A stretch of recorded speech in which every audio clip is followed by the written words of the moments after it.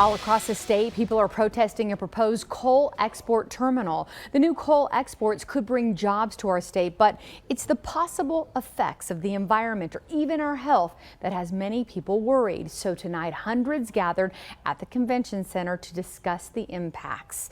Good evening, I'm Stephanie Vigil. Thank you for watching KHQ Local News 11 at 11. Tonight's meeting at the convention center was the second of 5 planned all across the state to discuss the proposed coal terminal. But what would that mean for Spokane? KHQ Local News reporter Dylan Woolenhouse attended the meeting and found out why some people are worried about how this could impact the environment. Dylan?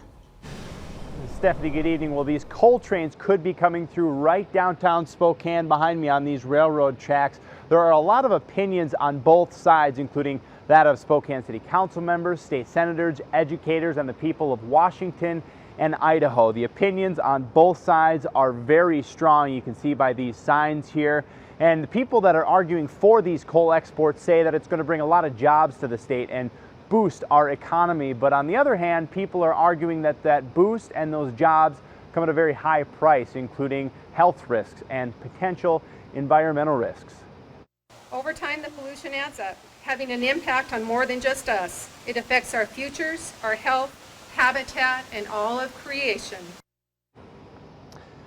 Now, that was one of many who spoke out against the coal exports today at a rally in Spokane and at a public hearing earlier tonight. The proposal is to build a coal export terminal in southwestern Washington by Millennium Company and to work with BNSF Railway. Tonight's public hearing is the second of 5 in Washington where people voice their concerns about the possible environmental impacts of these coal trains and what they could have here in Spokane. A spokeswoman with BNSF says if the plan goes through, it's really too early to know just how many coal trains could be traveling through Spokane. Both sides have their talking points and they're trying to push them very hard. People against say having more coal trains could create more coal dust and the potential for more coal train derailments. Also could cause environmental impacts to our lands and waterways, even cause deadly health risks to animals and humans. Those in favor say this project will create jobs and boost the local economy by tens of millions of dollars. But tonight, we specifically asked the BNSF spokeswoman what, if any, could these environmental impacts be? They're saying that there are potential risks, that the risks are pretty high, bringing more jobs to the area. What are the risks, if any? We believe that with rail, again, as I mentioned earlier, if you're going to grow the economy in the greenest way possible, freight rail is the best way to do that.